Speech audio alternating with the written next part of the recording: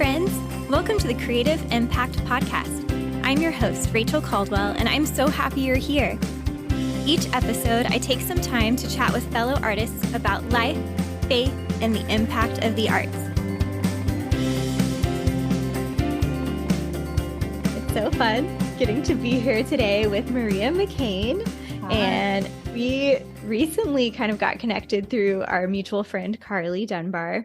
So yeah, it's so fun to get to just have that connection. And we met at Project Dance Houston this year and got to chat a little bit, but I'm super excited to get to hear more of your story today. And so thank you so much for being part of the podcast. Well, thank you for asking me. I feel honored to be here and I'm excited to, just share a little bit. And it's going to be fun for sure. Yeah. Another cool connection, actually, which I'm just going to share a little bit about your background is that you got your degree in communication disorders, and I'm super curious to learn more about that whole journey. But then you also went on to get your MFA in dance at Belhaven University, which is another super fun connection for us. And then you are now currently the director of dance at University of St. Thomas in Houston. Woo! Houston, Texas. Yeah, so excited. That's just a little background for those who are listening, and would love to let you share about what you're up to right now, and then we'll go back to how you got to this point. Yeah, that pretty much sums it up. I've been full-time at University of St. Thomas for a year, and before that I was working for Houston Ballet full-time as their dorm supervisor. Yeah. And I'm still working part-time for the ballet because I help with their summer program. And there's a cool connection with Houston Ballet and UST because the Houston Ballet students live in the UST dorms in the summer. Really? Oh, cool. Yeah. So I help with the students in the summer. So that's kind of, what I'm up to other than UST. Yeah, that's so cool. I didn't realize that. So I'm guessing that you're kind of in like prep phase for that because does that start in June? It does. Okay. Yes. So cool. Yes, just prepping up and getting ready for all the students to come, and it's exciting. And hopefully getting a bit of a breather now that the semester finished for UST as well. So oh man, yes. It was a lot. Yes. Yeah. But I know I'm gonna take a little time this summer to go on vacation with my family and just have some downtime too. That's good. Yeah. Definitely needed after a full year of teaching. So yes. Yeah. So maybe we'll back way up to kind of your early, like growing up, and what first drew you to dance? As a kid, I did like to move. I didn't formally go to a dance studio until I was like 10, 11 years old, something like that. But I always loved to move, and I watched like So You Think You Can Dance on TV, and I just thought that was the coolest, thing. And I was just like, oh, I just want to dance like that one day. I just want to be a dancer and move like that. So I think that's initially like what drew me to it. But it was also, once I started getting involved with it, the feeling of like being myself, like just being very at home in movement made me stay with dance. And my mom was the kind of person that like she always wanted to put us in every activity. And so that was kind of part of it too. She's like, well, you need to go to dance class. Yeah. And I was like, I don't want to do another activity. But once I got there, and of course, I had like the So You Think You Can Dance, like, in the back of my head. And when I started doing it and realized how much I enjoyed moving, I was like, wow, I feel like I really found something that resonates with me and something that I can express myself through. And it has been that up to this day. So yeah, that's so cool. I love it. And it's true. I feel like that So You Think You Can Dance season or like time frame in the world. Yes. I mean, it was a lot of fun. I feel like I was super into it, especially like in high school and stuff too. Yes. Yeah. And I started actually formally training or like attending a studio around 10 as well. So isn't that crazy? Neat. I know. I guess it's not as late as we think. I think a lot of people start at that age. So. I know you kind of get that in your head, like, oh, this is late, I'm behind, or that kind of thing. But I always thought about how, like, well, you love it at that point, and it's something that you kind of chose in a sense when you were older like that. So I think that's very cool. Oh, Thanks. yeah. So did you train all through like up to college age? And then, yeah, tell us a little bit about your undergrad experience. Yeah, so undergrad, I went to LSU, Louisiana State University in Baton Rouge, Louisiana, and Nice. they did not offer a major in dance. They only offered a minor. So at that point, I really just thought, well, I would love to dance professionally, but I just had no idea what I was even getting myself into thinking that because I came from a very small town and even though I started at 10, like the studio I was in was very competition studio and Yeah. did contemporary, we did tap, we did jazz, but I really didn't get formal ballet or modern training until I was like 17, 18 years Okay. old. So it was Yeah. very late before I even stepped into a formal modern or ballet class. Gotcha. Okay. Yeah, so it was really a challenge for me to learn how to do the bar and learn how to Yeah. do a contraction and like I mean still to this day like I'm trying to figure these things out. Right. Yeah, but I pursued the minor in dance at Louisiana State University. And we had like a thriving, even though we didn't have a major, we really had a thriving minor program. We had a dance concert and I got to choreograph for it. Oh, cool. So yeah, so we had like a good amount of things to get involved with.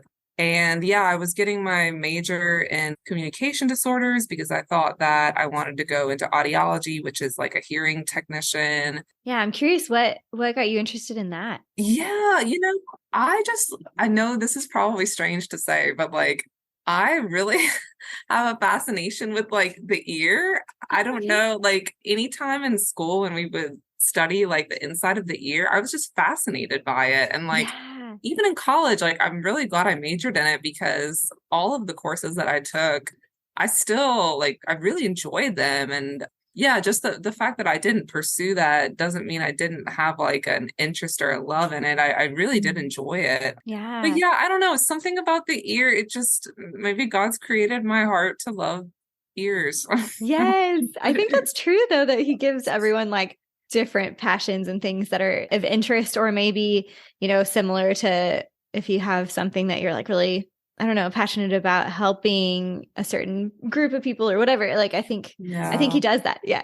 He creates us Yeah. with those kind of unique desires or interests and things like that. So very cool. Yeah. I was just Yeah. curious. Yeah.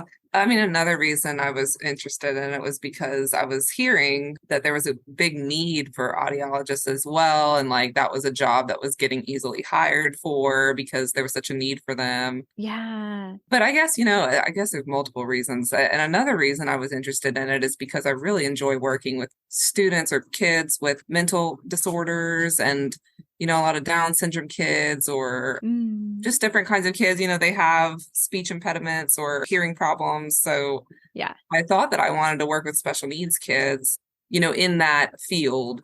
I still, desire to work with special needs kids, but now in a different Yeah. In a way. different So, avenue in a way. Yeah. yes. That's really neat. Yeah. So what caused the shift, I guess, from thinking like I'm going to pursue audiology and then like that shifting to more of a dance focus? So let's see. It was end of my junior year, maybe of undergrad. Mhm. And dance was becoming like a really big thing on my heart. And like, I think I was a sophomore in undergrad or a junior when I decided, and LSU, where I was at school, is a very secular university. Of Mhm. course, it has, campus ministries that you can get involved with, but overall, the school is very secular. And so I decided that I really wanted to choreograph something Christian based for our dance concert, Yeah. which is presented in a very secular program, secular environment. And so I did, and like I named it after the verse that I choreographed it based off of. So it was very clear that like the piece was Christian based. Mhm. And after I did that, I just realized, I had like a lot of my friends come and people come and just tell me, oh, that was very moving, et cetera, et cetera. And I realized like, wow, this is like a big part of my heart to want to create works that can basically be used as avenues to speak about my faith with people. Mhm. So that, that was kind of resonating on my heart. And it was also in undergrad that I really started to come to daily prayer with God. I Mhm. really developed a relationship with God. And so I started kind of asking, like, God, I love this. Like, I love doing this. So how can this be a part of my life? Like, if I'm, pursuing audiology, how can I do this? And so he really sent me a big sign, for lack of Mhm. a better description, because I had a friend, a really good friend that I knew from church, and she knew about Ballet Magnificat there in Jackson. And I had never heard of Ballet Magnificat before, but they Yeah. had their summer intensive. And so she told me about it and she was like, have you seen this? Have you seen that there's a Christian ballet company? And that was actually my very first introduction to like the Christian dance world. I had no connections to it whatsoever. Right. Yeah. And I was like, oh, wow. And so I started looking at it. And of course, like for me at this point in undergrad, this was very early in my training, like formal ballet modern training. So, I looked at that summer intensive and was like, oh gosh, I'm sure that I'll be kind of behind. And, I'm Mm. older and how are they going to place me in that? But the more I prayed about it, the more I was just like, I feel like I need to go. Like, I just need to go and see. So I did. And so I did that summer with Ballet Mag. And Cynthia Newland, yeah, at Belhaven got up Mhm. for the intensive and spoke about Belhaven's dance program. And that's how I found out about Belhaven. And so then I Yeah. started researching Belhaven. And when I found out that the program was Christian based and the dance program was Christian based there, I was just like, oh my gosh, this is like what I want to do. Like, this is it. But of course, I was all at this point because I went to the Ballet Mag intensive at the end of my junior year of undergrad. So at this point, I was like a senior in undergrad. I was about to finish. Yeah. You're like, And I'm almost through. Just need to finish. Yeah. right. And so I was like, well, I can't. I mean, I started emailing with Belhaven and I was like, can I come get like a second major, like in dance? Can I come and like just do a major in dance? And they were like, well, since you're going to have your undergrad degree already from a different university, like you can't do that, but we can offer you the MFA program. Mm. And I was like, oh, okay. And really, when I saw that, I was like, no, I'm not gonna fool with that. Like that's too much. I really just wanted to get a really solid like undergrad training. Mhm. But it's the kind of thing where like I went back to prayer with it and like God was just like, no, like this is what I felt on my heart that he was saying is that I needed to go. I needed to Mm. go. And if they were offering me this MFA program, then that's what I needed to do. And Yeah. when I tell you, Rachel, that like it really was completely a blind act of faith to trust that voice in my heart, it was. I mean, it's completely just like, I have no idea like where this is going to lead me, but I have faith that it's going to lead me somewhere. Yeah. So basically like I emailed them back and I said I was interested in the MFA and they graciously gave me the opportunity to pursue it. But I had to do a year of undergrad prerequisites at Belhaven since I was just a dance minor and not Mm. a dance major going in. I had to do that year of undergrad prereqs. So I ended up spending, and then the master's at Belhaven is 3 years. So I ended up spending 4 years at Belhaven. So at the end of the day, I'm kind of like, well, God, you gave me exactly what I wanted. I wanted Yeah. Uh, 4 years of training. That's what I got. So that's true. That's yeah, really special. Yeah. yeah. So that's Mhm. kind of how that turnaround happened. Yeah, That's really cool. Yeah, I love yeah. how God just kind of continued to direct like that next step and, give you just the connections at the right time for Mhm. getting to continue to pursue that. So, I'm curious to know, when was it that you ended up moving to Houston? Was that after It Belhaven? was after, right? Okay. I graduated from Belhaven in 2019, May 2019, and then I moved to Houston in November of 2019, Okay. all in that same year. Yeah. Yeah. So looking back on kind of just that blind step of faith in a sense of just like going for it, what do you feel like maybe you learned through that process of just following like, okay, I feel like he's saying to go, Was there anything that stands out when you look back on that season?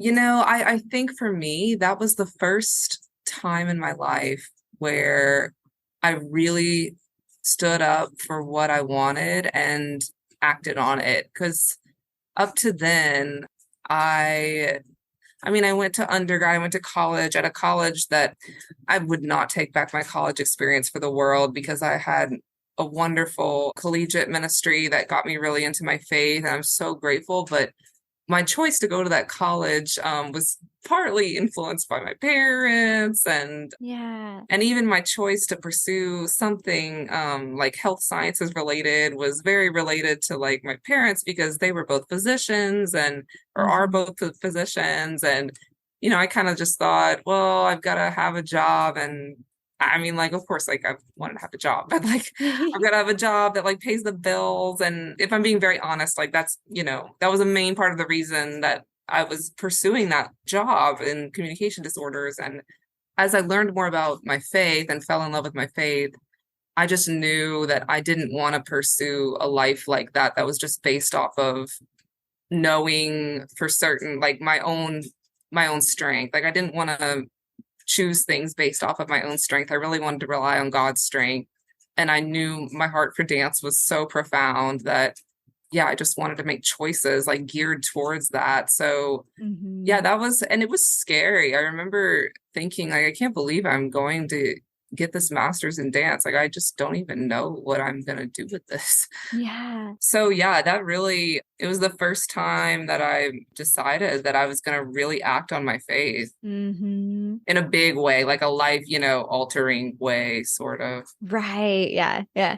I love how you worded it with like instead of doing something that you kind of in your own strength, but like relying on God for that. That's super cool. Okay. And then how was it that you ended up in Houston? So, in between graduating from Belhaven and going to Houston, I actually served in a temporary position as the Associate Artistic Director of the Christian Conservatory of Dance. It's like a very small dance school in New Albany, Mississippi. So, I was there Ah. for 3 months while the director was out just running her school. Mhm. So, I was there. And Randy from Audeum Dance Company had really I don't know if the listeners know, but Audeum Dance Company is in Houston, Texas. It's a modern dance company. And he had come to Belhaven a couple of times while I was there. And I really enjoyed his movement and his mission as a company. And I also had actually been living in Houston in the summers ever since 2017 because I was serving as a chaperone for the Houston Ballet kids from 2017 to 2019. Yeah. So I had already been here. I loved Houston and I loved Houston Ballet. I really enjoyed working with their students. Mhm. So I kind of, connected all the dots and I was like, oh, I really like all these, Houston people. It's like, how do I get over there? So, Uh-huh. yeah, so I was, in New Albany, Mississippi at the time when I was thinking all this. And I decided to just like try to start figuring out if I could get a job. So I used to, when I was in Houston in the summers, I used to drop in to adult classes at Houston Mhm. Metropolitan Dance. And I just like thought, well, I'm just going to try to give them a call and like see if they need some adult teachers or something. And lo and behold, I called and she looked at my resume and she was like, "Oh, we want to hire you." And I was like, "Really?" I was That's like, awesome. "Great, this is great." So then I had a job, so that was good, but I didn't have a place to live. So I was like, Mhm. I don't really know many people there right now, like well enough to reach out. Mhm. But long story short, I was here in the summer of 2019, right after I graduated from Belhaven. I was working with the Houston Ballet students that summer, Mhm. and I decided to go to an adult dance class. And I ran into someone who's now my best friend, Sung Yun Yu. I'm not Yeah. sure if you know her. Yeah, I've met her. Yes. Uh-huh. yes. So we ran into each other and recognized each other because she had come with Audeum to Belhaven before. Oh, And we were cool. like, hey, I know you. Like, what are you doing here? And Mhm. we hadn't connected in so long.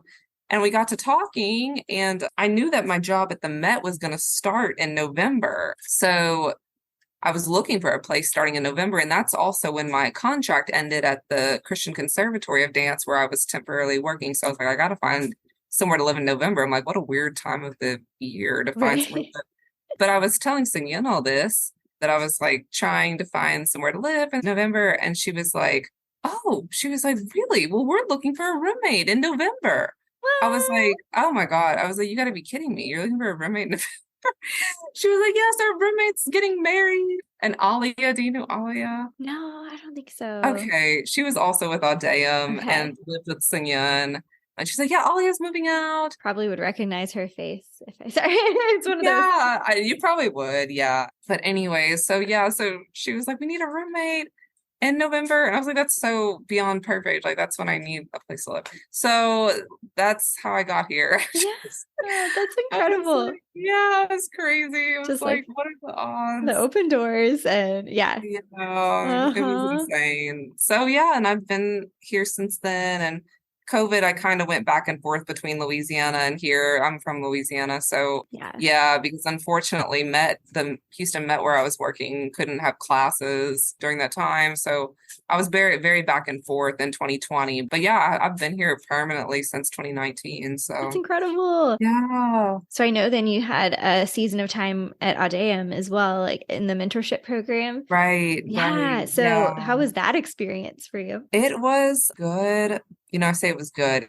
It was one of the most challenging things I've ever done. And I'm so thankful that God brought me there because one, I know in my heart that He was teaching me humility. He was teaching me how to be humble Mm. because this was movement that, I mean, not only am I, relatively new to ballet and modern starting at 17, 18, but Graham work and, like classic modern dance even though I had that at Belhaven, I hadn't had it to the extent that Randy teaches it. And, Right. It's it's no just, joke for sure. yeah, it's just so, honed Yeah. in on and detailed.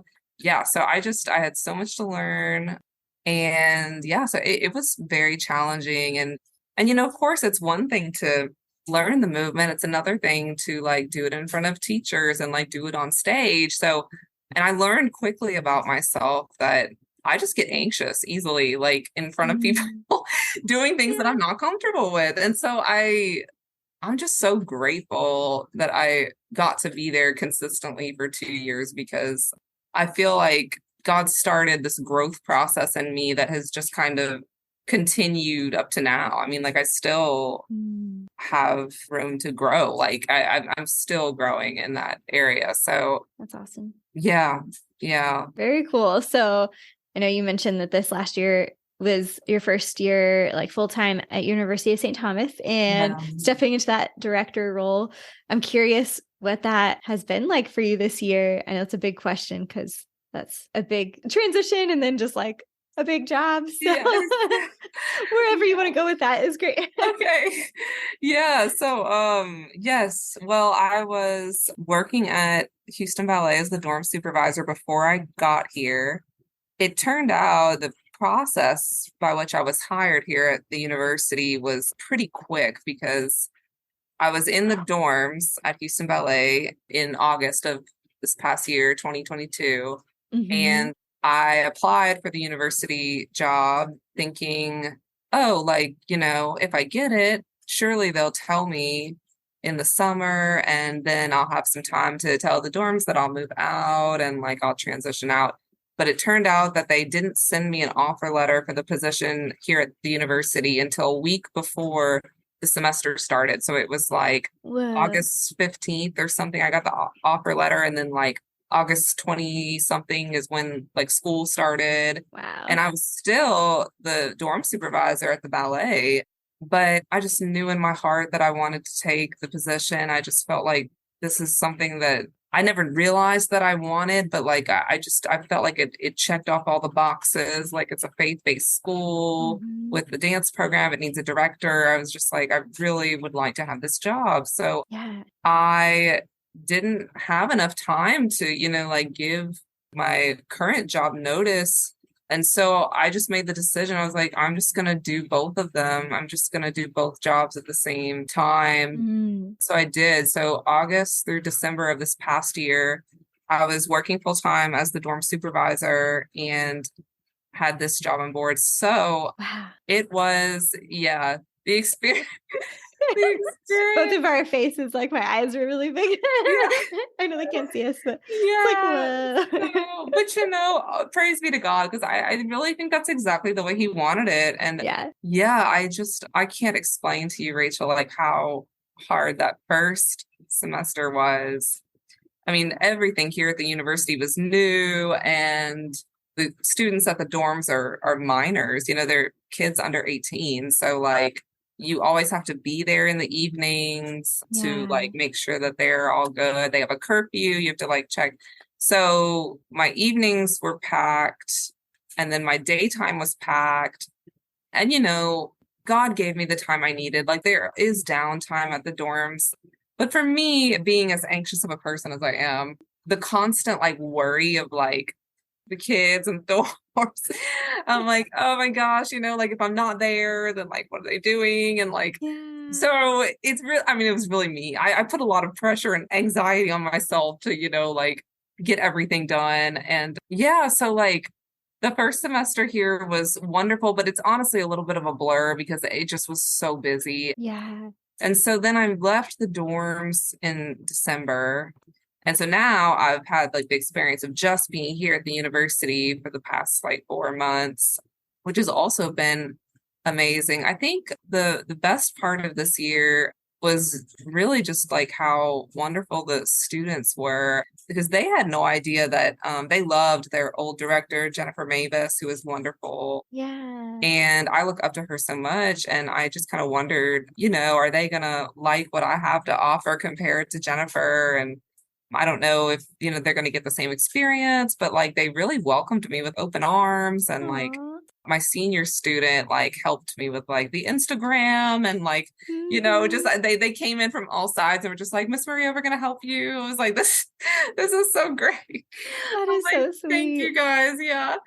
I've spoken with like some other professors here, and because this first year, not only was like like the timeline I was hired in was very like short notice, but I just kept thinking like, gosh, because I taught 5 classes each semester, and it was my first semester to teach, of course, in upper level academia, and Yeah. just the time that it takes to put the lesson plans together was a challenge because I was short on time already. So I was just like, okay, I'm just gonna try to do the best I can, like just, Yeah. put out the lesson plans.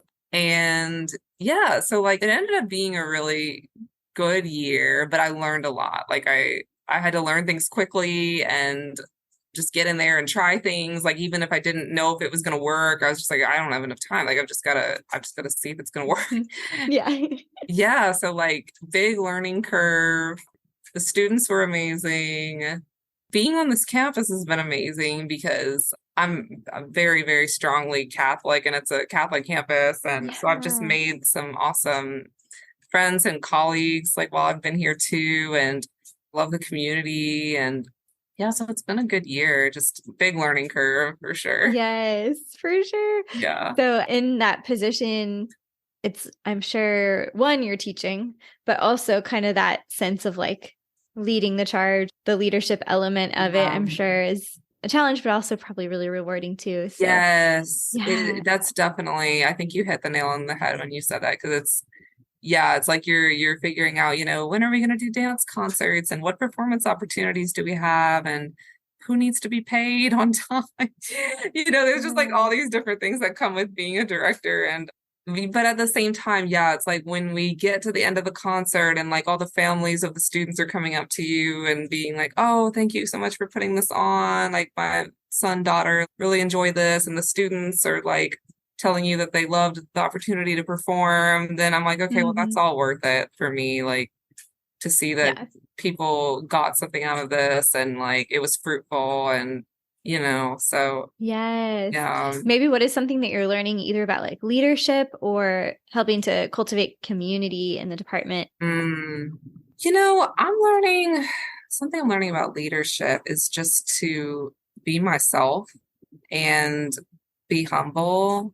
I Mhm. think sometimes as a leader, like the temptation is there to kind of get on your high horse and be like, okay, everything I say goes, and yeah, like I'm not gonna take advice from anyone because I'm in Mhm. charge. And Yeah. but I've just learned that like that's not gonna benefit me and it's not gonna benefit anyone. Ooh. So like I want to learn from people around me. I want to hear what people have to say. Like this isn't just my position. This is like our program's position. Like people need to feed into me so that we can have a better program because I'm on my own. Like I'm not capable of giving these students everything they need. Mm. Yeah, so I'm just learning that not to just rely on myself to do this, but to really rely on the people God has put around me to build this program up. It's really good. Yeah, that's such a good word for anyone that's in, well, really all of us, but especially those people that are in leadership positions and remaining humble and just continuing to, yeah, to learn as we're in that place. So that's awesome. I know you mentioned that you are like strong in your Catholic faith, and I love that you have a heart for bringing unity amongst the Christian community and different elements of maybe the church community, and especially when it comes to dance. Mhm. And yeah, I'm curious to hear more about your heart for that and how you've seen movement and dance be kind of like a catalyst for promoting unity. Mm.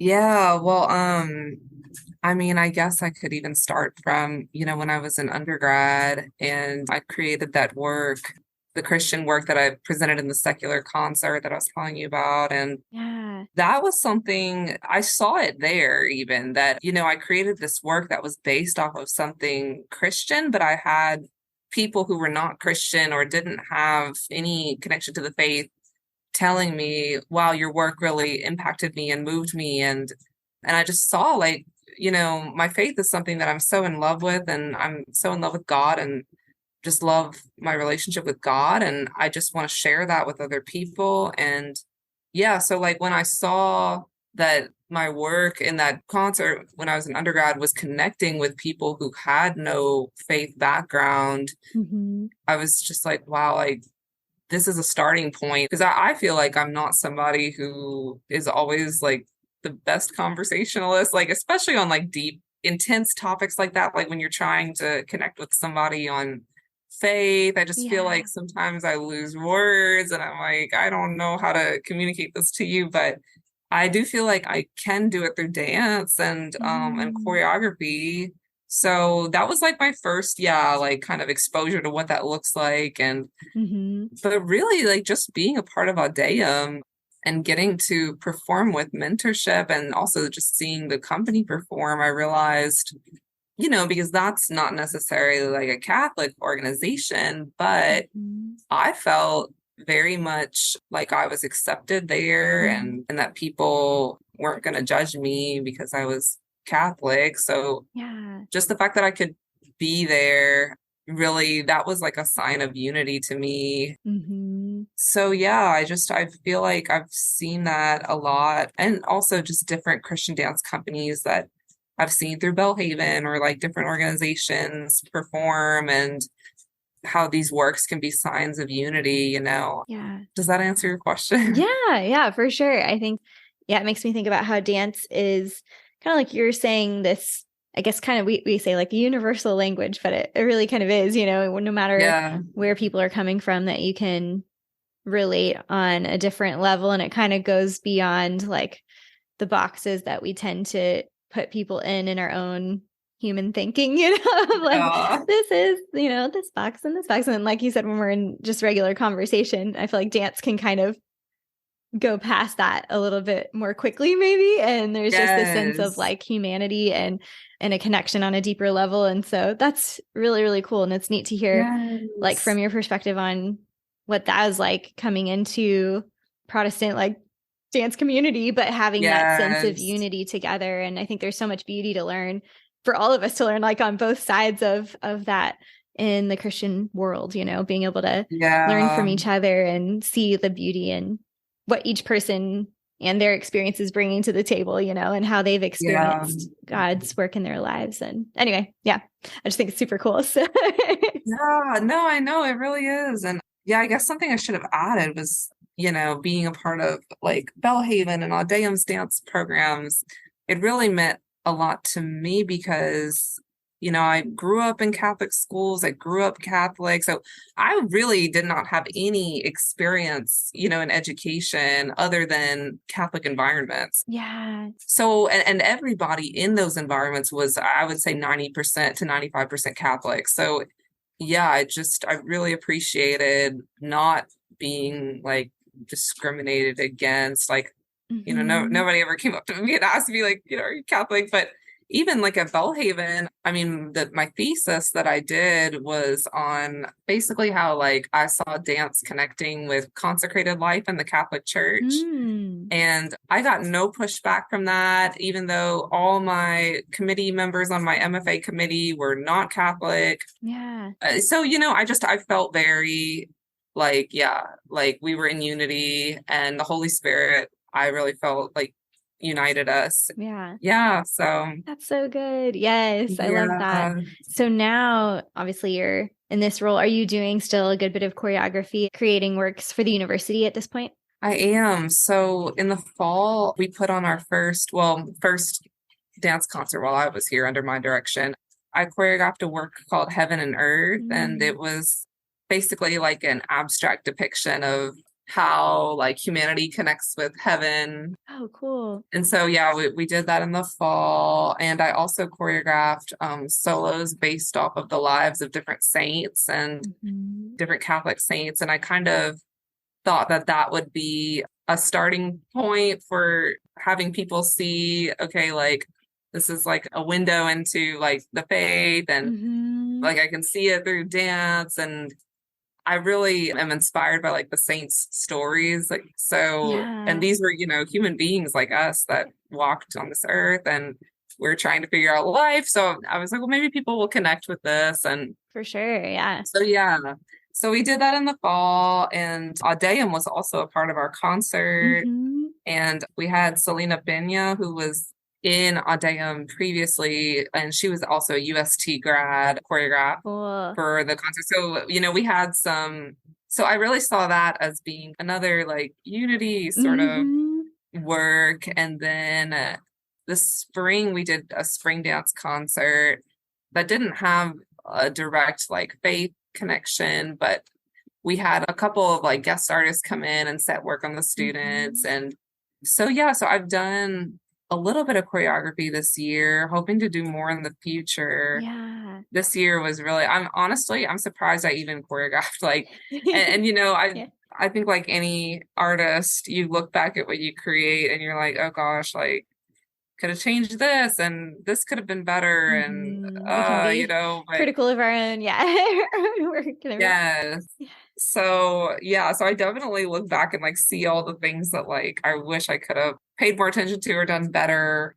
But in the future, I'm hoping to have like some more time to really be more intentional about setting some works. I just felt like this year they were very thrown together. But I mean, people still told me they were impacted by them. And I think, your eyes as the artist are different than what other people see. Yes. And it's kind of where you're at then. And yeah, we keep growing and learning. And yes. Yeah. But yeah, in the future, I'm hoping to, what I really see us doing is reaching out to Houston Ballet and Audeum and Houston Met Dance, like all these places that I've kind of connected with over the years while I've been here, and kind of bring some of these dancers together and do some works here at UST that maybe aren't explicitly faith-based, but works that we can put at an outdoor concert on campus or bring out into the community in different places, and just get people like inspired by hope. And so that's kind of what I'm envisioning doing. I think some of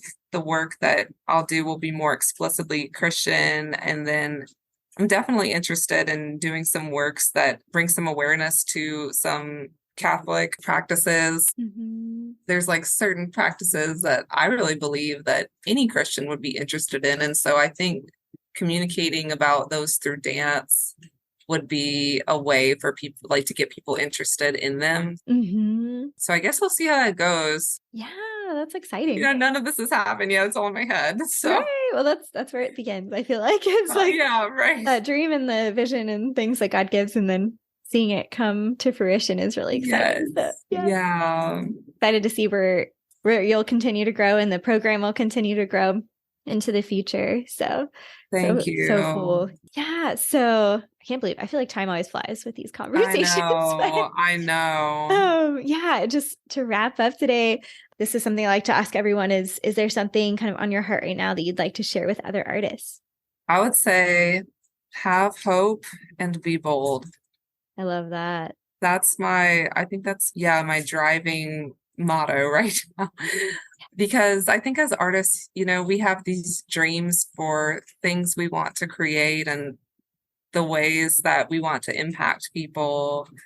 And sometimes, it's not quite time yet for those things to happen. Like you might have other things going on in life or things that are hindering you from creating in the ways that you're meant to create. But I think it's in those times when we're like really busy and can't pick up the paintbrush or you can't get in the studio or whatever, like you just have to have hope that this desire is on your heart. And if you keep believing in it and you believe that the time will come for you to be able to create, then it will. Like you have to have that faith. And then when God gives you the time and he gives you the space, be bold and don't be afraid.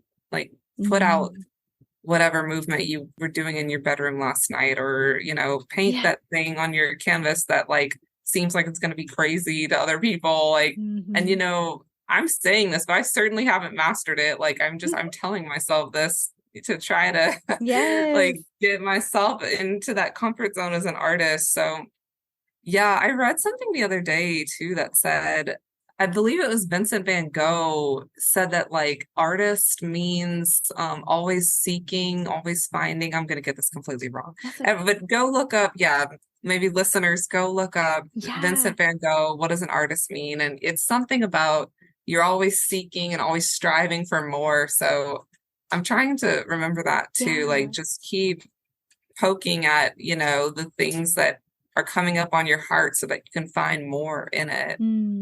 Yeah, so I think that's my advice. That's so good. Yeah.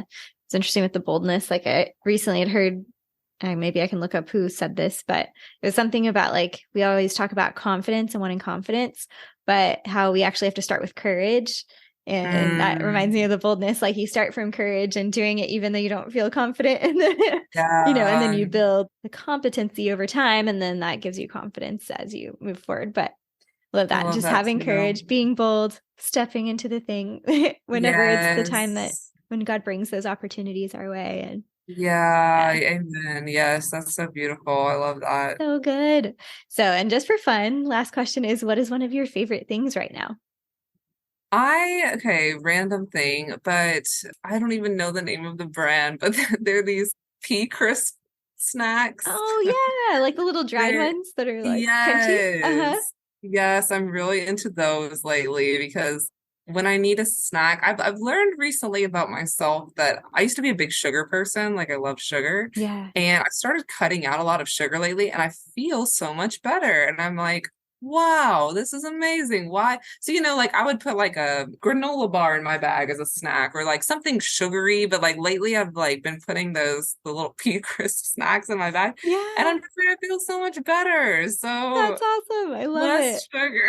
Yes, that's a good word. It's good encouragement. I love it. Those little pea crisp things are super good. Yeah. Before too. So, anyways, love it. That's a great answer. So I would love to let people know how they can connect with you and also with University of St. Thomas and just like what's going on. So what's the best way to do that? Yeah, so I have Facebook. I'm Maria Julianne McCain on there. On Instagram, I'm at Maria Julianne McCain, all one word. And UST, for UST Dance Program, we have an Instagram page. It's at UST Dance Program. It's how you can follow us on Instagram. And you could also email me at maria.mccain@sttthom.edu. It's sttom.edu, except you don't spell out Saint. So yeah, any of those ways is great. I would love to hear from anyone who is listening and yeah, even if you're interested in like collegiate dance programs, UST is a great place to check out. I'm a little Yeah. biased, but I love yeah. it. Yeah, that's great. Yes, if anyone's listening and they're interested, and it is a great area, and like I feel like the Yes. campus is beautiful. I've not been on the campus, but just like driving past. Oh, it's gorgeous. Yes, I love it. I'm here right now and I'm looking at my window. It's so beautiful and peaceful, quiet. So, Yeah, that's yeah. awesome. Well, thank you so much, Maria, for spending time with us today. And it was Thank so fun getting you. to know you better and hearing Thank what you're you. doing. It's so cool. Oh, yeah, thank you. I appreciate the invitation and it was great to talk to you too.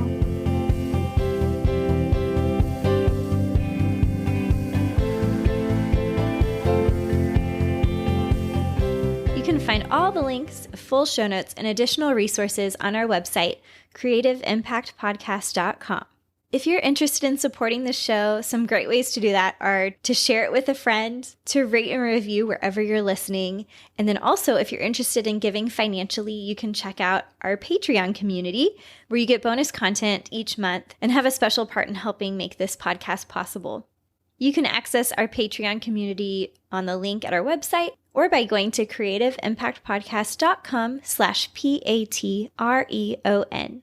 Thank you all so much for listening to the Creative Impact Podcast. The music for the show was produced by Michael Cash.